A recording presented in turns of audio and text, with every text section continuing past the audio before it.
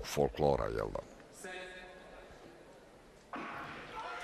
Idemo Boško, staza broj 1, Benati 2, Džanakči, Turska 3, Brown, Erta, Skoti, Petrućani i Kršek.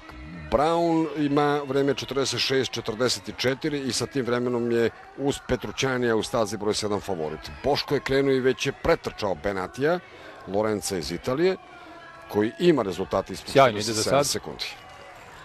Sad je bitno u ovoj krivini da ne odustaje Boško, čini mi se nema čak i onu verziju relaksacije na 300 metara. Izlazi Boško na ravan deo, za sada nema medalju, ali je tu među četvoricom. Blizu je. Italijan prvi, Boško 5 ili 6, sve jedno. Sjajna trka, ovo je lični rekord, ja se nadam. Da li je ispod 47, to ne znam. 45-85, ja mislim da je ovo najbolje vreme ove sezone u Evropi. Ovo je ispod 47 sekundi, ovo je blizu... Erta, Petrućani, blizu rekorda Kršek. Srbije. Blizu rekorda Srbije za juniore.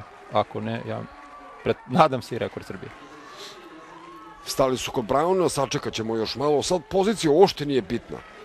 Boško Kijanović je izborio mesto u finalu ličnim rekordom. Ako ovde još spusti ispod 47 sekundi, koliko god daje, reći ćemo bravo majstore, i uradio se nešto što afirmiše srpsku atletiku. Ispod 47 je sigurno.